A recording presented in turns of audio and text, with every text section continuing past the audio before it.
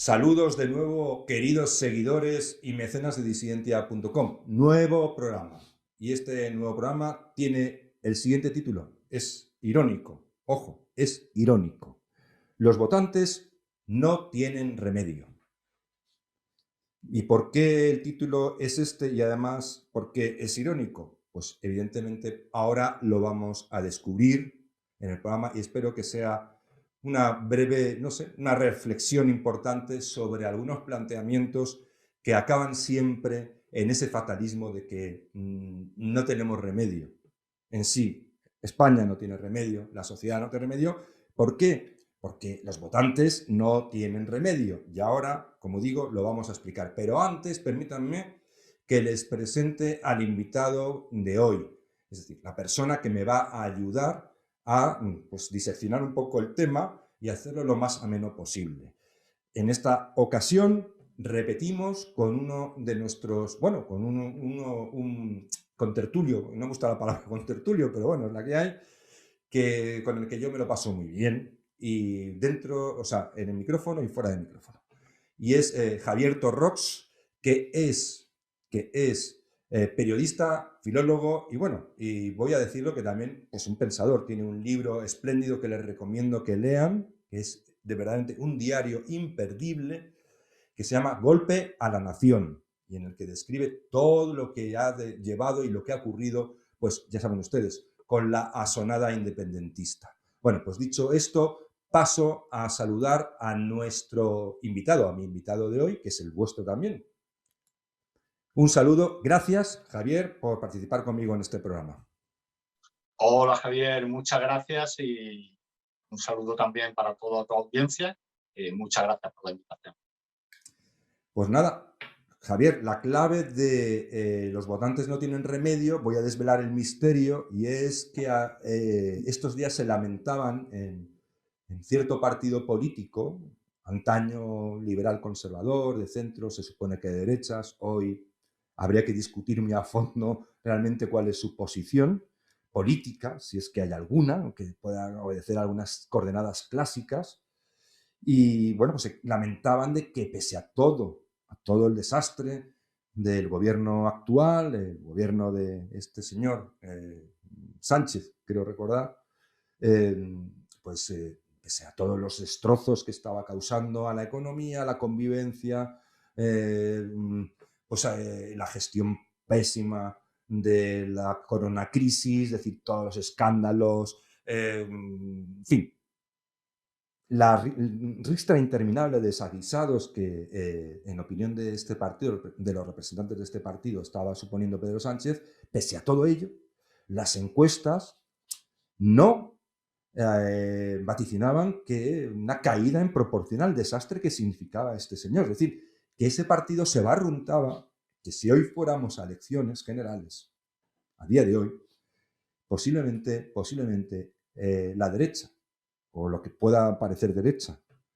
en este caso Vox y el Partido Popular, y no digo lo de pueda parecer derecha precisamente por Vox, lo digo por el otro, la suma de sus votos, al margen de las historias de la proporcionalidad y no sé qué, no sé cuántos, y que el voto útil o inútil, no.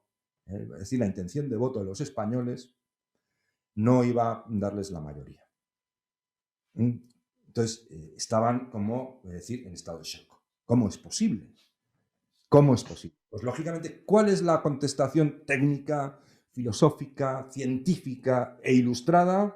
¿Cuál? ¿Cuál? Pues que los votantes no tienen remedio. Oye, que no es culpa nuestra, que es que sois vosotros, que os habéis empeñado, ¿no?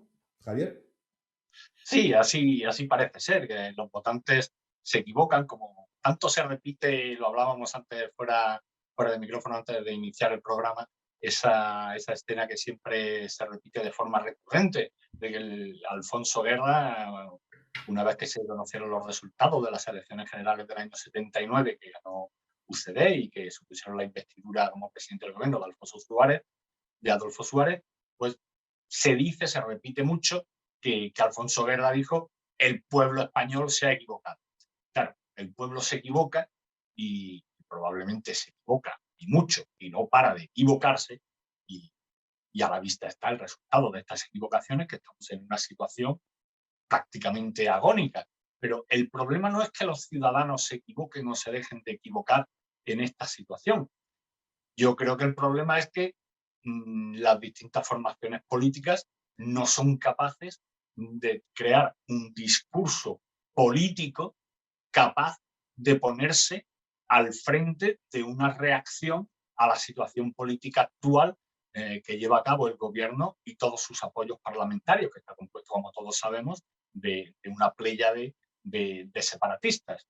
Entonces, si la oposición no es capaz de combatir esta situación prácticamente agónica en la que vimos, esa oposición debe realizar una reflexión, debe de decirse, reunirse con sus dirigentes, reunirse su cúpula y decirse entre sí qué es lo que estamos haciendo mal, que no somos capaces de estar en la vanguardia de la oposición, o sea, de ocupar el espacio político que debemos ocupar. No lo están haciendo, simplemente están donde el reglamento del Congreso de los Diputados les ha situado los escaños. Eso, a simple vista, es la oposición física, pero no está habiendo ni una oposición política ni una oposición intelectual.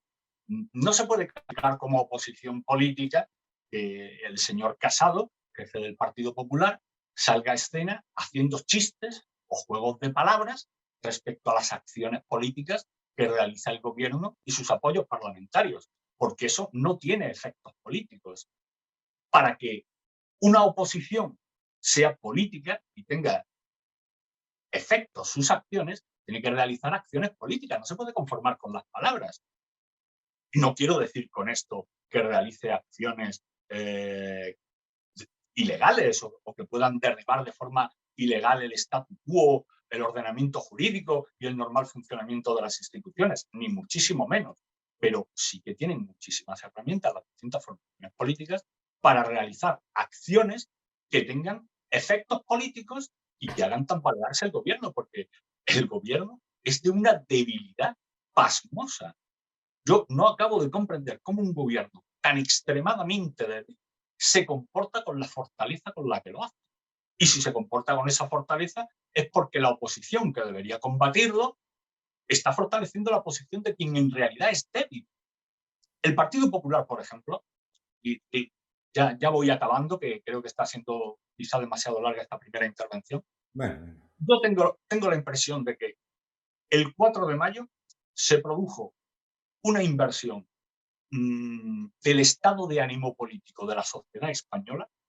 Bueno, esa inversión del estado de ánimo ya se había producido, pero se expresó, se manifestó en las elecciones a la Comunidad de Madrid, y una vez que se manifestó con la fuerza con la que lo hizo, pues eso arrastra al resto de la sociedad y ese estado de ánimo se contagia al resto de la sociedad, no solo en número, sino especialmente en intensidad, que es lo que puede ser más grave para los intereses del actual gobierno y sus apoyos y más beneficioso para quien hoy ocupa la oposición política. Y el Partido Popular no está aprovechando esta nueva situación, no le está sacando partido.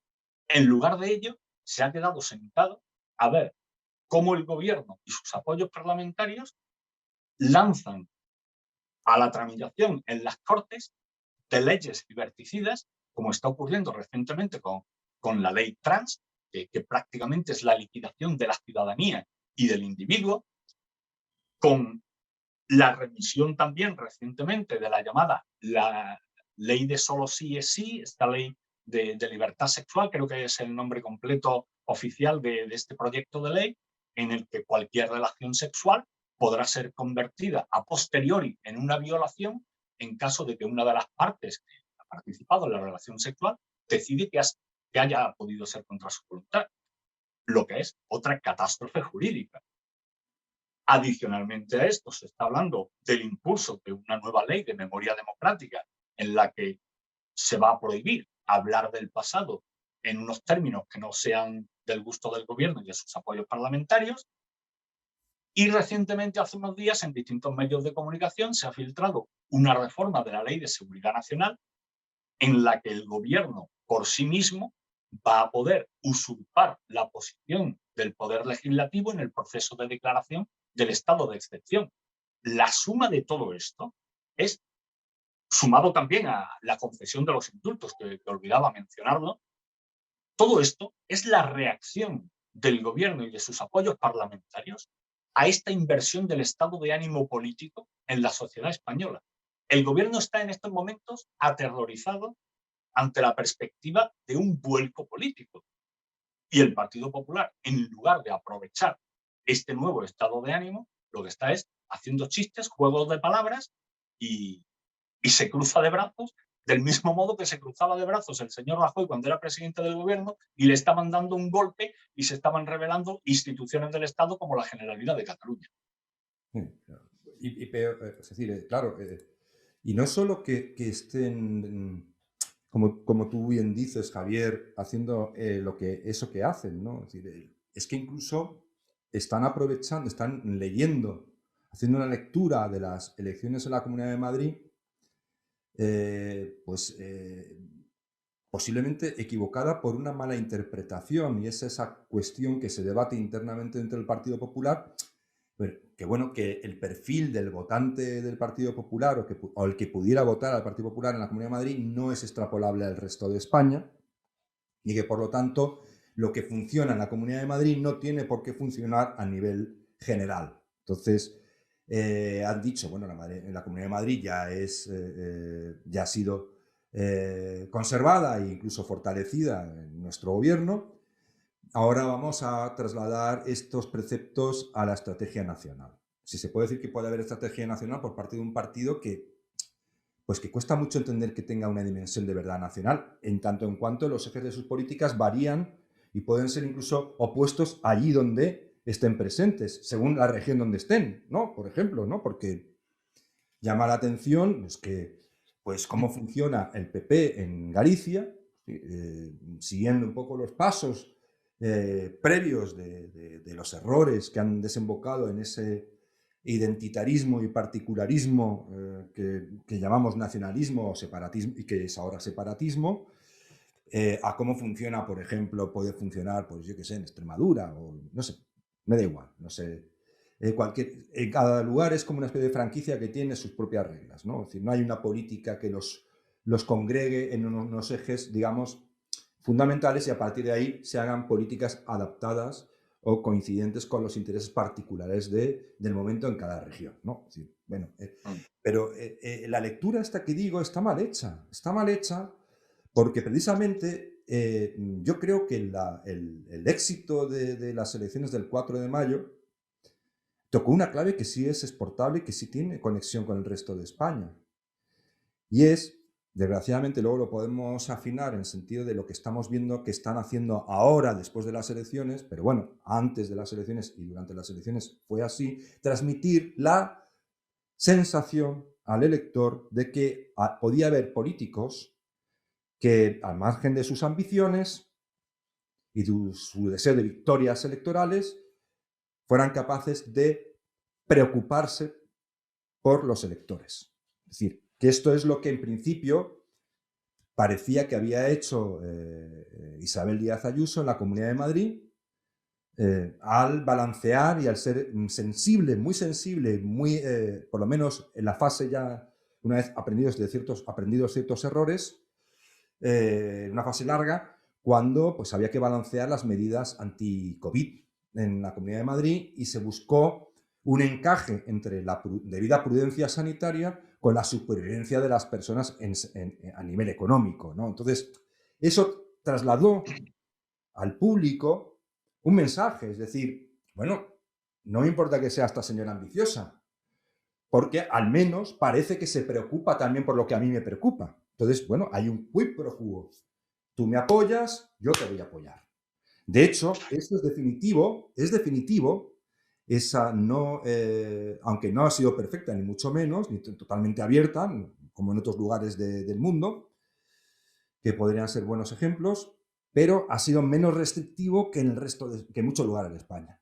Entonces, eso se ha manifestado en un dato muy curioso, y es que eso inmediatamente lo han sabido valorar los más jóvenes, los votantes más jóvenes. Que cabe decir, un dato muy significativo, es que el 70% de ellos no votó a ninguna opción de izquierdas. Es decir, ahí hay que hacer una lectura mucho más fina y menos prejuicial de la que se está haciendo en el PP.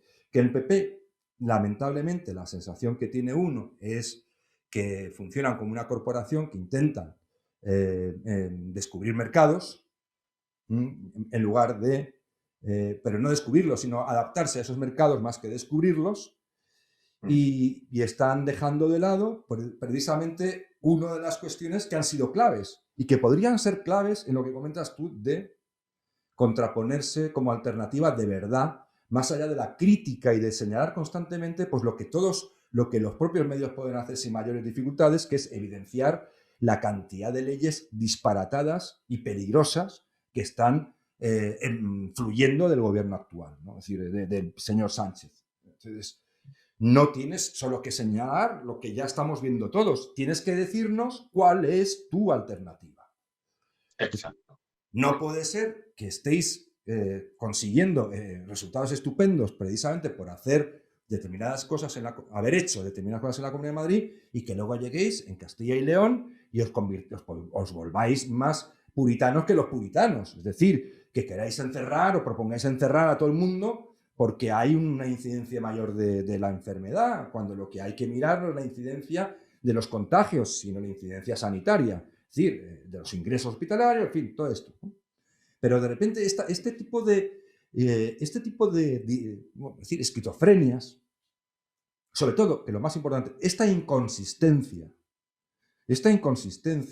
yo no sé si se dan cuenta de que puede ser que los votantes no tengan remedio, pero lo que es evidente es que la inconsistencia que uno demuestra no anima precisamente a muchos votantes a decantarse por una opción. Es decir, si estos tíos antes de votar hacen todo esto, dicen todo esto, y una vez que has votado y han ganado se ponen a hacer cosas raras, cosas no solo raras, sino que son contradictorias respecto a lo que estaban diciendo o defendían, o decían defender. Claro. Es decir, estamos hablando del espinoso asunto de la oficina del español para este chico, Toni Cantó. Vamos a separar las cosas. Toni Cantó puede ser un político hábil, con un discurso con pegada y tal, y que sea muy útil para hacer, pues sí que sé, ganar votos, pongamos por caso. Yo no tengo nada contra Toni Cantó, además, personalmente en absoluto. Y por otro lado, no me parece nada mal ni terrible que se defienda el español o que se intente poner en valor un idioma tan importante como es el español y que tiene un retorno económico y bla. Ya lo sabemos. Pero lo que no se puede hacer o no se debe hacer, porque poder se puede, es estar dando un discurso en contra de determinados nombramientos a dedo, de aquello, y hablando de la austeridad y de acabar con oficinas accesorias o con nombramientos ad hoc, en fin, todo ese tipo de discurso, y de repente coger y hacerlo tú. Hacerlo tú. Pues habrá gente que diga, no, es que yo estoy de acuerdo, para mí todo el canto me cae muy bien, confío en Ayuso y además el español me parece importante. Bueno, pero ¿es una competencia de la Comunidad de Madrid? ¿No entra en contradicción también con lo que se ha dicho que se debía hacer o no debía hacerse? Hay que medir con mucho cuidado eso. Es decir, y sobre todo también plantearse pues, que lo que haría falta es que eso fuera una cuestión del PP a nivel nacional. Es decir, no que cada gobernante o cada presidente autonómico del PP allí donde gobierne, pues tome medidas, pues aquí las tomamos a favor del español y aquí en Galicia las tomamos a favor del gallego. Eso, hablando de unas elecciones generales, no se puede, es incomestible. Es incomestible. Entonces, pues sí, los votantes se empeñan a equivocarse, los votantes no tienen remedio, pero es que me da a mí la sensación de que eso es una excusa bastante infantil y sobre todo capciosa.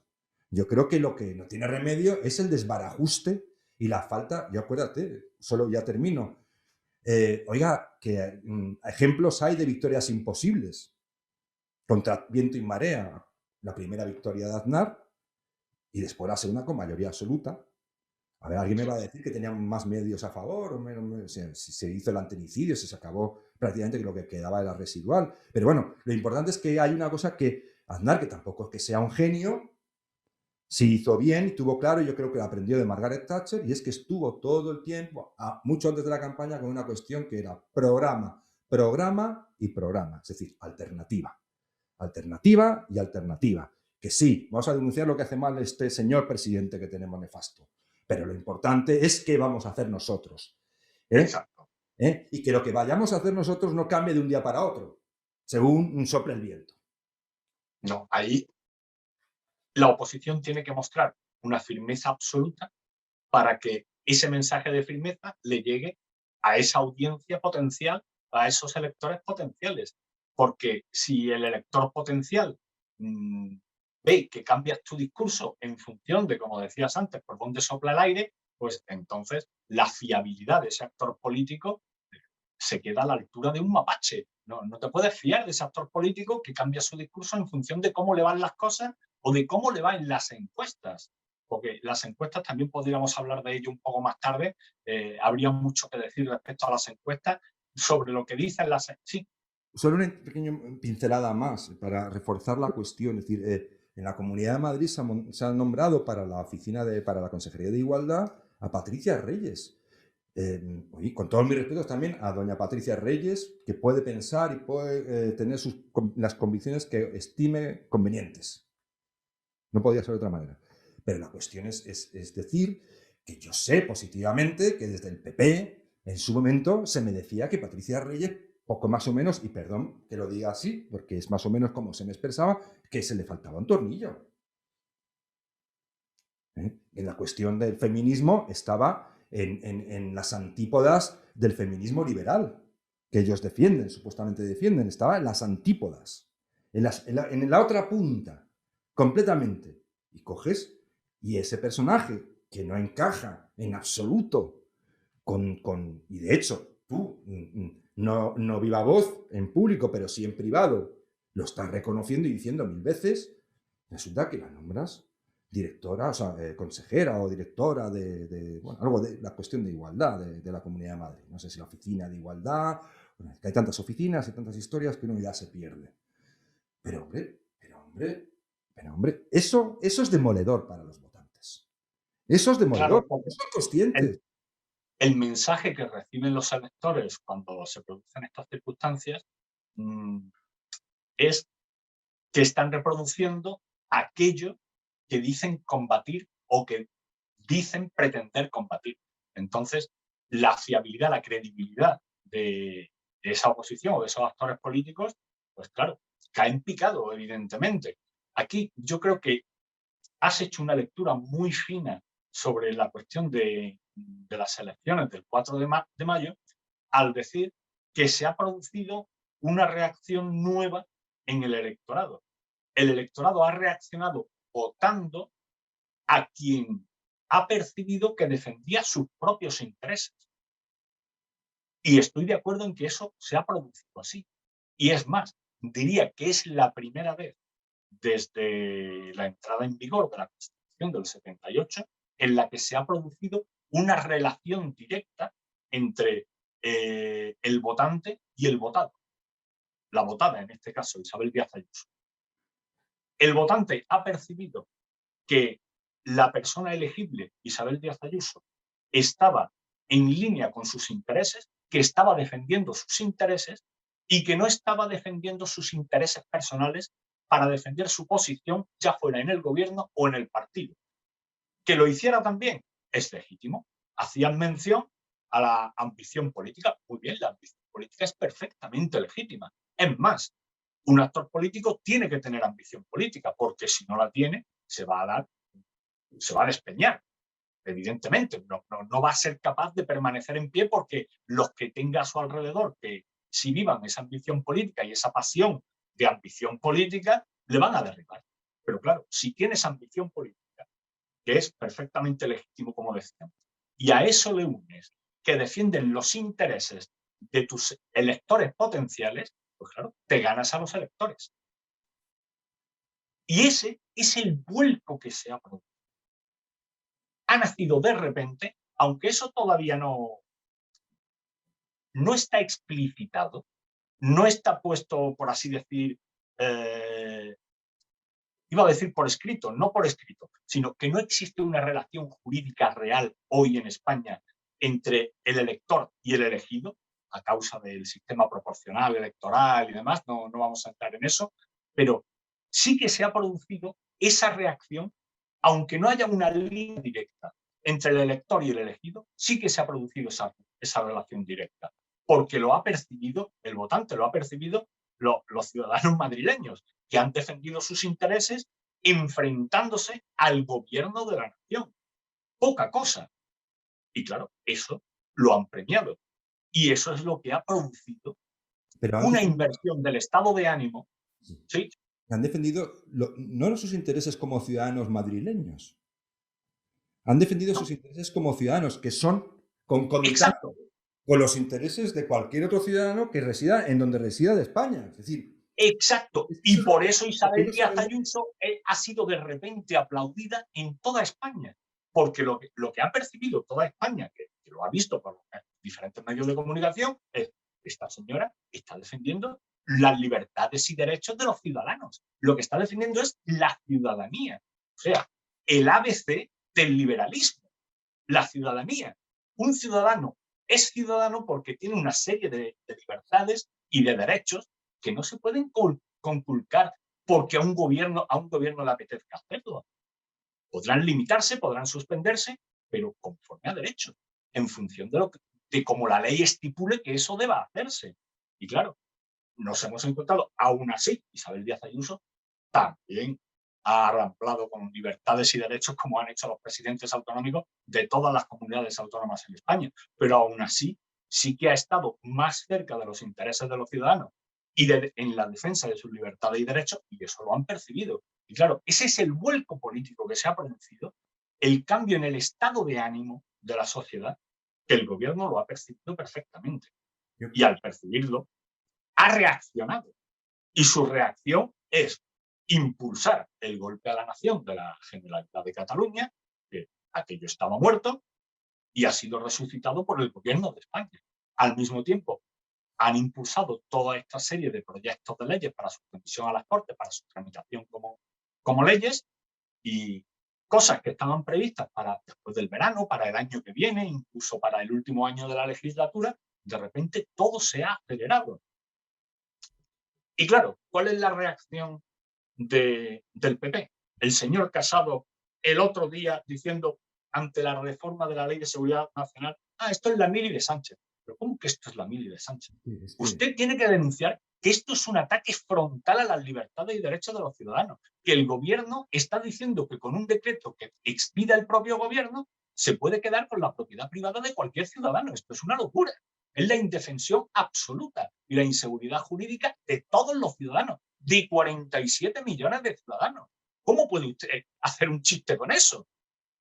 No, pero es que no es... Hoy ahí andaba un poco más duro. Lo que pasa es que, claro, uno lo que percibe en general es que no tienen las ideas claras. Ahora han montado una serie de mesas políticas para armarse supuestamente reideológicamente de cara a la futura convención y tal, pero no está funcionando. Sí, no funciona, es decir, no funciona porque no hay una visión. Es decir, esto sí que hay que tener una visión de país, como dicen precisamente los que quieren romper el país.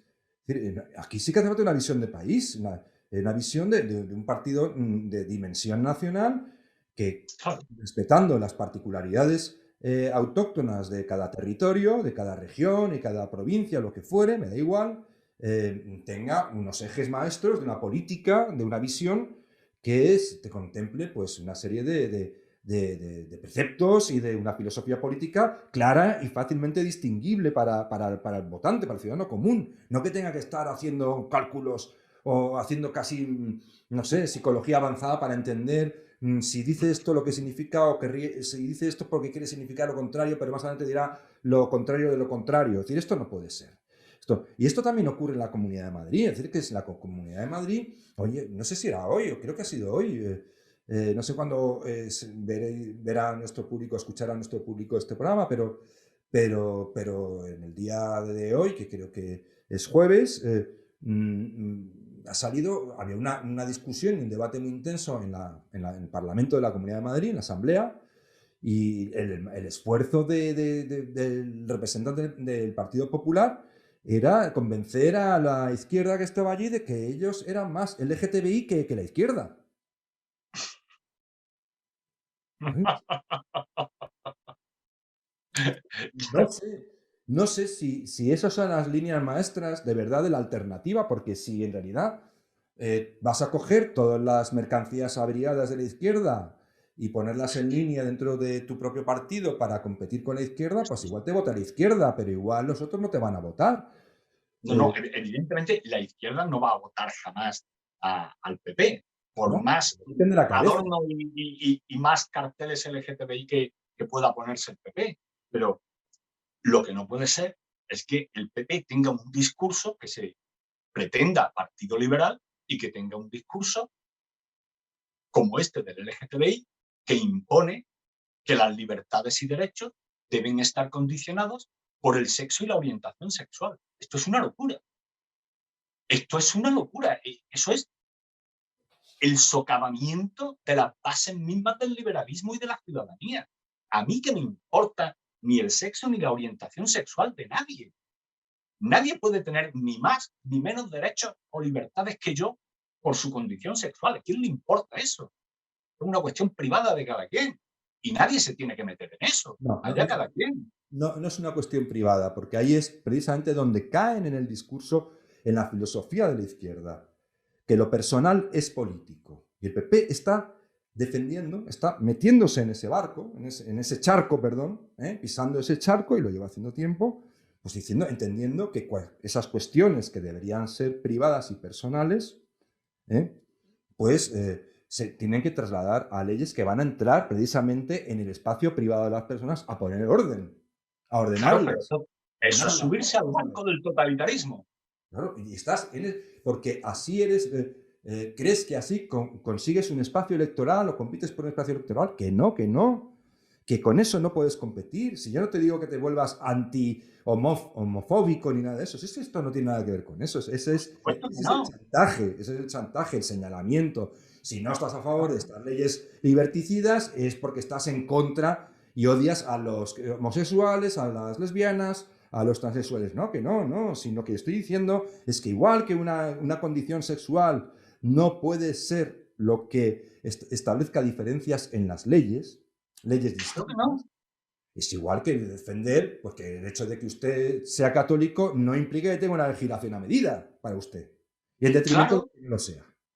Porque usted mañana se puede erigir en víctima y propagar la especie de que usted es víctima y está en peligro, entonces le obliga a usted al gobierno a legislar a su favor, ¿no? Es decir, a darle leyes que en realidad son privilegios, ¿no? O leyes que en realidad, como dices tú, son disparates. Son disparates, que lo hemos tratado en disidencia, pues el hecho de que tú te autopercibas y que, bueno, pues eso vaya en un momento dado a permitir que menores de edad, y muy menores de edad, además, no de un poquito, sino muy menores de edad, de 14 años, pues puedan simplemente eso sí, ponen el juez por medio, pues el juez va para que vele que la decisión que toma es la que quiere tomar, pero el juez va a poder velar en función de lo que diga la ley, no se va a poder inventar la ley, según estén los procesos Claro. escritos, interpretará y dará su veredicto en un sentido o en otro, pero no se puede inventar la legislación el juez. Entonces, no es garantía suficiente de tutela. No es garantía de tutela. Pero vamos a permitir que la autopercepción de un niño marque su vida de ahí desde los 14 años hasta que se muera.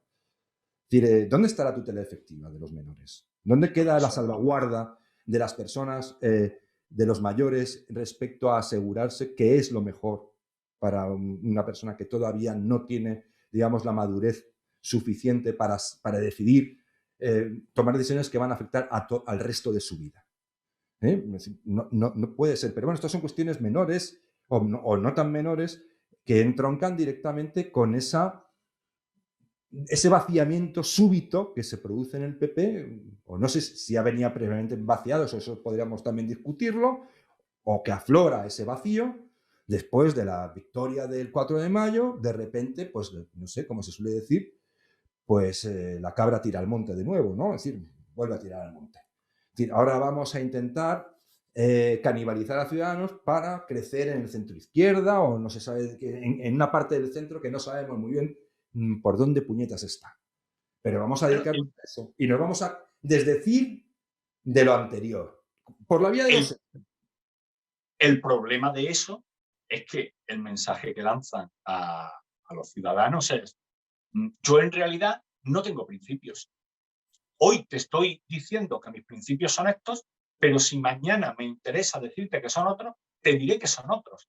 Entonces, eso no genera fiabilidad en el actor político.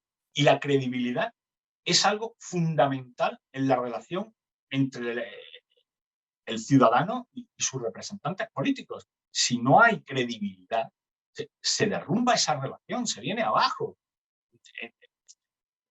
Antes mencionabas muy acertadamente el vaciamiento de un discurso nacional en el Partido Popular, por ejemplo.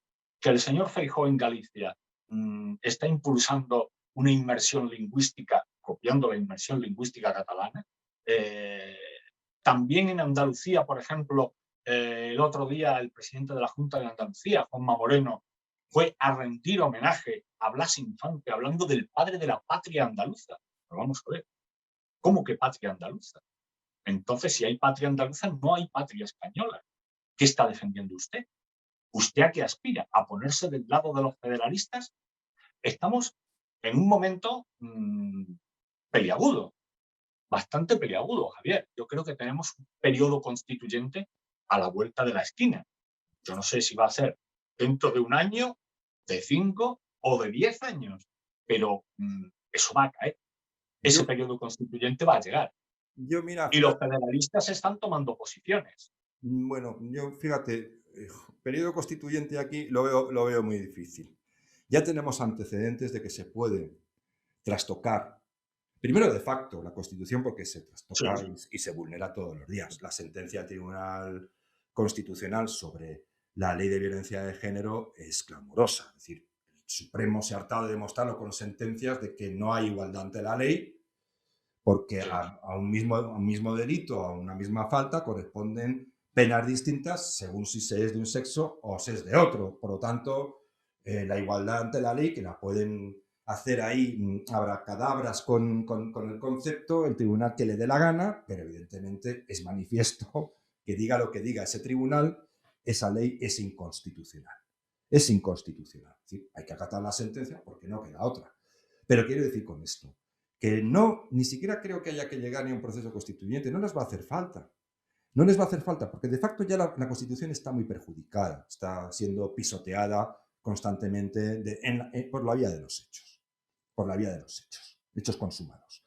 Y segundo, porque ya hemos visto que cuando interesa, una Constitución es intocable, pero cuando ha interesado cambiar algo de la Constitución, se ha cambiado en 5 minutos. Pestañear y aquí no, ni te has enterado. Es decir, acuérdate Sí. lo de cuando aquella al borde del colapso económico y platatín y patatán durante la gran recesión llegaron y tuvieron ningún problema en cambiar la Constitución para limitar el A déficit. mitad de agosto. Aquella reforma la hicieron a mitad de agosto, fuera del periodo de sesiones. Sí, aquí lo único que falta, lo único que les falta es tener y ya cambiará, ya buscarán la manera de tener la mayoría cualificada suficiente para hacer ese tipo de cambalaches con la Constitución. Sí.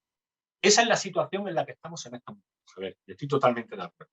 Lo que están es realizando cambios en el ordenamiento jurídico por la puerta de atrás. Y van a hacer más. Más, esto no se van a detener. No se van a detener. Hasta que no encuentren un poder enfrente que los detenga, no se van a detener. Esto es exactamente igual que los golpistas en Cataluña.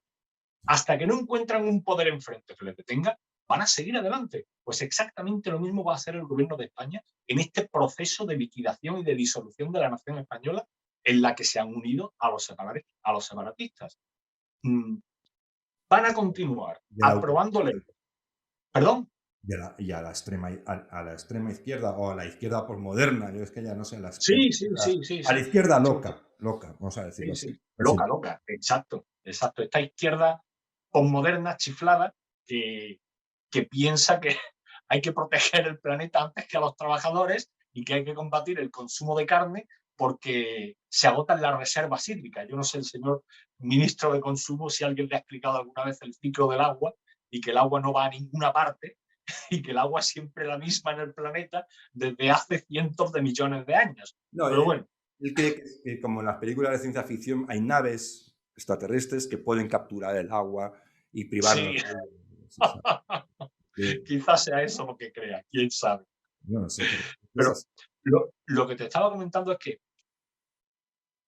a medida que el gobierno va publicando estas leyes con las que va minando la Constitución por la puerta de atrás, al mismo tiempo el Tribunal Constitucional o bien se calla y no contesta los recursos de inconstitucionalidad de estas leyes, de los puntos que puedan ser inconstitucionales en estas leyes que se puedan ir aprobando en el futuro próximo, o simplemente dicen que son perfectamente constitucionales, como hicieron con la ley de violencia de género, cuando es palmariamente inconstitucional. Y claro, esto seguirá avanzando, seguirá avanzando.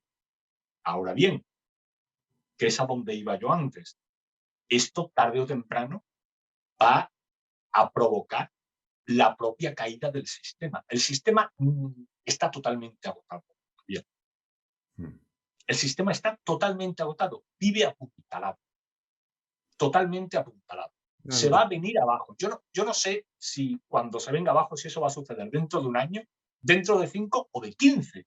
Eso no lo puede saber nadie. El sistema en Venezuela lleva agotado, yo creo que desde la primera vez que ganó Hugo Chávez, estaba ya agotado. Sí, sí, sí, sí, sí. Y Cierto. mira lo que tarda Y en se agotarse. mantiene. Puede ser infinito, es decir, el sufrimiento. Es que, claro, si fuera esto como en las películas de Hollywood, ¿no? Que de repente hay un cataclismo, llega el fin del mundo, entonces pues llegamos a un momento crítico y tasado y que al fin está ahí, para bien y para mal, y nos enfrentamos a él. Pero es que desgraciadamente el mundo real, sobre todo en España, que es un país muy cínico, muy barroco, donde de verdad, donde hay un signo que es el más preocupante de todos, es el de la cobardía. Es un país cada vez más cobarde, con un miedo enorme al que dirán. Sí, sí. Lo hemos Y a hablado que te con el señalen. La gobierno, gente tiene pánico a ser señalada. y la imagen, la relevancia, cuidado que a mí no me miren raro. Eso es un país cobarde, y luego también cobarde en otro sentido, que es aquellos que se vienen muy arriba y hablan de guerras y de no sé qué, pero que estoy convencido que si les pillan una guerra de verdad, pues a los 2 minutos están llorando y diciendo, Dios mío, qué error tan grande, ¿no? Es decir, que, Dios mío, esto es una pesadilla. Entonces, pero es un país muy cobarde. Entonces, no hay personas, es decir, yo las críticas que hago al Partido Popular, como se las puedo hacer a Vox, como se las hago, claro, lógicamente al PSOE, que les da igual, le patina, ¿no? Es decir, yo se lo puedo intentar aportar a través de la crítica a aquellos que considero que pueden hacer algo, o que tienen unas ideas que podrían ser en un momento dado más cercanas a las mías. Pero hacer la crítica a esta gente es una cosa que en España te puede llevar, pues, bueno, no te lleva, te puede llevar, te lleva bueno, pues, como decías tú, al señalamiento, pero no señalamiento por los comunistas locos y tal, sino por el señalamiento de los moderados, de los amantes de la racionalidad, de la ilustración, del constitucionalismo y de todo este tipo de cosas. Porque una cosa es defender España y otra cosa es que para defender España tengas que criticar a un partido. Claro, hasta ahí podíamos llegar. Tú puedes defender España, pero ojo, no me critiques a mí. Si me criticas a mí, que le den a España. Porque va visto. Ese es el problema. Ese es el problema, que el sistema ha propiciado que el partido sea la primera patria de los militantes de esos partidos. Esa es tu primera patria. Y de sus entornos, porque si fueran solo los Claro, militantes. claro, de todos los que se alimentan de la industria política, porque la acción política se ha convertido en una industria. Y esa industria tiene su cadena de suministros, y tiene sus proveedores, tiene su industria auxiliar. Claro, eso es una maquinaria enorme, que eso es lo que propicia lo que hablábamos antes, de que aunque el sistema esté agotado, el sistema sigue andando, porque sigue andando por inercia, se mueve por inercia. Pero insisto, Javier, el sistema está agotado y se va a venir abajo. Y lo que necesitamos es prever ese derrumbamiento del sistema, prever acciones cuando eso eventualmente pueda llegar a suceder y tener alternativas. Tener alternativas en la mano, porque los que están enfrente tienen su alternativa y la están fomentando ya. Que todo esto venía por lo de Juanma Moreno hablando de la patria andaluza. Y lo hemos hablado Los fuera de federalistas micrófono esto. están empujando muy fuerte y hay que tener un discurso de oposición al federalismo, porque el federalismo nos lleva a la Primera República, a la Guerra Civil, a la catástrofe de 1873, que aquello La fue un misma caos. Cartagena, vamos, nos va a llevar esto. Claro, Es decir, que hay eso fue militares un que se desastre. frotan las manos, ¿no? Con lo que ahora la ciudad de la Línea quiere independizarse, no sé qué, pero ¿esto qué es? Esto va a ser viva Cartagena, sí. Sí, vamos a ver, aquí hay cosas que funcionan. Claro, no. Lo de la línea de la Concepción es el corolario inevitable de cómo funciona el sistema, claro. Sí, La sí, línea de la en Concepción España dice, eso me eso no tenéis. va a funcionar, Javier, nunca. Eso no funciona en España porque España no es Gran Bretaña. Tenemos nuestro clima, nuestra tal, es decir, tenemos nuestra idiosincrasia. O sea, podemos ser demócratas como cualquiera, pero no podemos ser como los británicos funcionan exactamente, que además están funcionando un poquito regular últimamente, aunque comparado con otros mejor. Pero es decir, esto de la línea, mañana ¿qué queda? ¿Que Cartagena invada la línea? Porque es que al final vamos a acabar en guerra de unos pueblos con otros, es decir, un poblado contra el otro. Es que España es así. En lugar de tener 17 caciques, vamos a tener 1.700 y después 17.000. Y después, vete a saber. Pues eso es lo que estaba comentando yo antes, Javier, que hay que evitar, que el discurso federalista empuja a esto y el sistema, la información que ha aparecido hoy de que la línea de la Concepción pueda impulsar próximamente procedimiento de constitución en ciudad autónoma fuera de la comunidad autónoma andaluza, es el corolario, decía antes, el corolario inevitable del propio sistema. Es el sistema el que empuja esto. Es que Es el sistema el que empuja esto. la gente cree, dice, es que el Estado, un país grande, una nación, un Estado grande, una organización grande y tal, es la corrupción, entonces no puedes controlar. Y no puedes... Oiga, mire, no hay cosa peor que vivir en una población pequeña donde la élite gobernante sea una oligarquía corrupta. O sea, si usted cree que le asfixia a un gobierno de un Estado grande, le puede llegar a asfixiar usted que vive a 1.000 kilómetros de donde está el gobierno, donde están los burócratas de turno. Si usted cree que eso le asfixia, imagínese usted tener eso a 20 metros de tu casa y que te conozcan. Y que además sepan quién eres. Te pongan ojos y cara. ¿Eh? Yo lo dejo ahí. Y luego una cosa que ya para ir terminando. La prueba, porque igual hay que empezar a poner pruebas aparte de los desastres legislativos y la amenaza secesionista. Pruebas evidentes. Pruebas evidentes. Lo hablábamos fuera de micrófono hace unos días, Javier. España está ya por detrás de Estonia en PIB per cápita. Y creo que es Chequia también. Sí. Ya no se han adelantado. Es decir, esto cuando, yo no estoy hablando de cuando yo era un niño, no, esto cuando yo era cuarentón, era impensable. Era impensable. O sea, a mí me decían que la renta per cápita de este país iba a estar por encima de la de España, digo, eso es imposible. Eso es imposible porque tenemos que retroceder 22 puestos. Y eso, por muy mal que lo hagan, no puede ser. No puede ser. Oye, pues mira. Ha sucedido. Y está sucediendo. Y es año tras año, año tras año, año tras año. Sí. Y va a seguir, va a continuar. No se va a detener. Esta situación y esta tendencia no se va a detener por sí misma ni por sí, porque no todos nos pongamos de acuerdo en decir, pues estamos en desacuerdo y esto no nos gusta. No. O el gobierno toma acciones tendentes a impulsar la riqueza nacional, liberalizando la economía, facilitando el trabajo de los ciudadanos y reduciendo la carga fiscal que soportan los ciudadanos, esto va a continuar igual, va a ser inevitable. Y vamos, nos reíamos hace años cuando alguien decía, vamos camino de Venezuela. Coño, es que es verdad, es que vamos camino de Venezuela. Esto que era impensable, vamos camino de ello. Primera no parada, solo primera parada Argentina. También en legislación. Primera parada Argentina, después ya Venezuela. O sea, nosotros vamos a pasar por todos los estadios. Y por eso te digo que se ha agotado el modelo y colapsará. Pero el problema a mí me preocupa más que un colapso, que ya sería preocupante. Vamos a ver, no nos tomamos esta broma. Esto es muy serio. No, es muy serio. Muy serio, porque eso trae un sufrimiento extraordinario, que no se lo espero que no tengamos que pasar, de verdad, que ocurra algo, que hagamos algo, que no lleguemos a esto. Pero lo peor todavía es el colapso eterno. Ese colapso, esa agonía, que cada día, el día siguiente estás peor que el anterior, y el día siguiente estás peor que el anterior, esa desesperanza, ese hundirse de forma irremediable, caer por esa pendiente resbaladiza que no tiene fin, y que te Argentina. la desesperanza y a la frustración insuperable, eso es el infierno. Eso es lo primero, eso es, Javier, permíteme, lo primero que tienen que combatir los actores políticos en este momento. Tienen que combatir el fatalismo, el desaliento, el Exacto. desánimo. Eso es lo primero que hay que combatir, porque en ningún lugar está escrito que España tenga que ser lo que diga el PSOE, lo que digan los separatistas, lo que digan los federalistas o lo que digan terceras potencias que tienen sus propios intereses.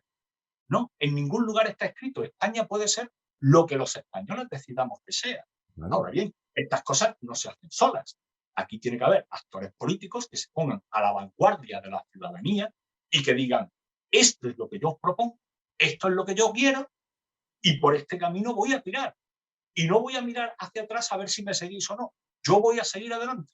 Eso es lo que necesitamos. Pero no se puede, esta situación, no podemos caer en este desánimo, este desaliento de pensar que esto ya estamos inmersos en un proceso y que es irreversible, que ya estamos metidos en los Estados Unidos de Europa, en la Europa de las regiones, y que esto es irreversible y que no podemos hacer nada porque en Europa ya han decidido. No, en Europa no pueden decidir nada. Los españoles somos soberanos. Solo nosotros podemos decidir nuestro futuro, salvo que decidamos someternos a los intereses de terceras potencias, claro. Espero que eso no llegue a suceder, pero en estos momentos tenemos un gobierno que parece estar dispuesto a someter a España a intereses de terceros. Ya para terminar, Javier, yo voy a dejar dicho una cosa. Es decir, a veces cuando hacen cosas raras muy raras en los partidos, y hablo con alguien del partido, del entorno, incluso estoy muy cerca de una discusión, les pongo mi análisis, es decir, pues aquellas cosas que veo y que existe además una cierta literatura, ejemplos y errores ya precedentes, incluso nacionales, no extranjeros, y siempre te contestan de una manera, que es fascinante, dicen, bueno, Javier, es que tú no lo entiendes. Nosotros dentro del partido, mira, te voy a explicar, y te da una explicación que cuando consigues hilarla, dices, joder, pues esto, el ajedrez es una broma comparado con este tipo de jugadas que hacéis, porque esto es atómico, porque me ha costado en verla en la lógica muchísima reflexión y aún así se la sigo viendo entre comillas. Pero yo me planteo y digo, vamos a ver, si yo, que estoy más o menos dedicándole un tiempo importante a analizar cosas que hacéis o cosas que suceden, aunque no todo el tiempo, también tengo que reconocerlo afortunadamente, pero le dedico más tiempo de lo que es habitual y le dedico a leer y a buscar y a averiguar. No entiendo por qué puñetas hacéis lo que hacéis y me dejáis a cuadros. Si yo no lo entiendo, ¿tú crees que el votante lo entiende? Vete a contarle al votante la jugada tan estupenda y todo aquello que te ha llevado a ti a tomar una decisión que es contraria justo a lo que defendías hace 3 semanas. Vete tú a explicárselo. No se lo vas a poder explicar. Tú igual eres un genio. Y la jugada es de un genio, no sé, de alguien sobrenatural. Y sois más listos que nadie. Pero donde hay mucha complejidad, el genio está ausente.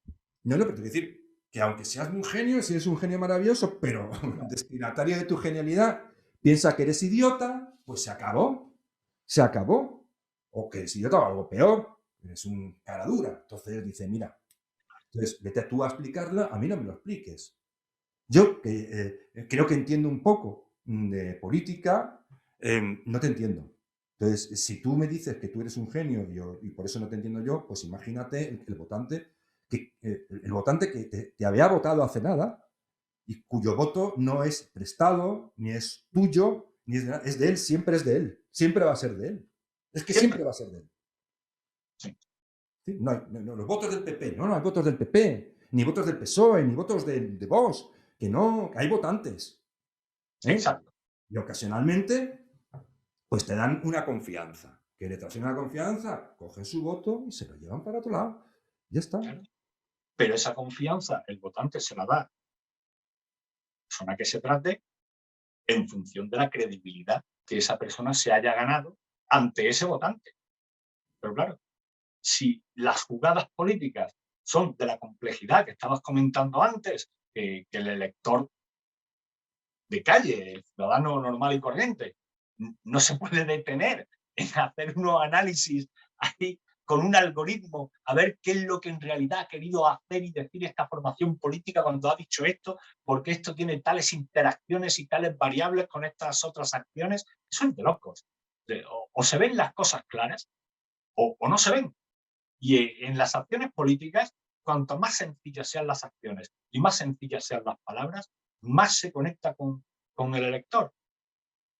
No se puede ofrecer complejidades cuando puedes ofrecer cosas sencillas, porque lo que haces es confundir. Y lo que hay que hacer, sin duda alguna, es ser fiel a tus propios principios. Podrás aceptar, podrás equivocarte, pero ser fiel a tus propios principios, sean del PP, sean de Vox, sean del Sepamos cuáles PSOE, son. Y que sepamos perdón, cuáles son. exacto, y que ¿Cuáles sepamos lo que son? son, que podamos establecer criterios acerca de los discursos que estamos oyendo, que no estemos oyendo un discurso y estemos al mismo tiempo pensando, bueno, sí, me está diciendo que A, pero es que mañana a lo mejor me dice que B. Claro, con su fe, no te digo. O sea, es decir, Claro. por eso, Javier, entonces los votantes, ¿qué les decimos a nosotros los votantes? Porque nosotros también somos votantes o potenciales votantes. Los votantes no tienen remedio. Yo creo que puede ser que haya votantes que vayan a piñón fijo, siempre es así, siempre es así. Pero eso no implica que pues, a lo largo de la historia se demuestra que cuando hace las cosas medianamente bien, no hay ley de hierro que impida que cambie el signo de la historia. No la No, hay. la historia no está escrita, las cosas no son irreversibles, ni estamos en un proceso irreversible, ni España está condenada a ser lo que quieran los enemigos de España que sea. Si esto es una cuestión, es decir, esto es una cuestión de voluntad política. Y para eso, lógicamente, hace falta tener algunas ideas que más o menos, a ser posible, no sean como pelotas de ping-pong. Y no solo voluntad, Javier, acción. Claro, pero es que la acción requiere también la voluntad, porque sí, es que el problema es que da la sensación de que no hay ni voluntad y por lo tanto la acción ya es pura entelequia, es decir, es como un sueño, ¿no? Es una imaginación, algo delirante, ¿no? Es decir, que iba a haber acción si no hay voluntad siquiera. Pues nada, muchísimas gracias, Javier. Pues nos quedamos con que los votantes no tienen remedio de aquella manera, entre comillas, y me parece a mí que tiene más remedio y tendrían más remedio si los partidos que no tienen remedio tuvieran remedio. Y perdón por el trabalenguas. Muy bien, muchas gracias, Javier. A Un ti, fuerte abrazo. Javier. Y nada, a ustedes, a vosotros, queridos seguidores y mecenas de Disidentia.com, pues como siempre, que tengáis una semana lo más llevadera posible y muchísimas gracias por estar ahí.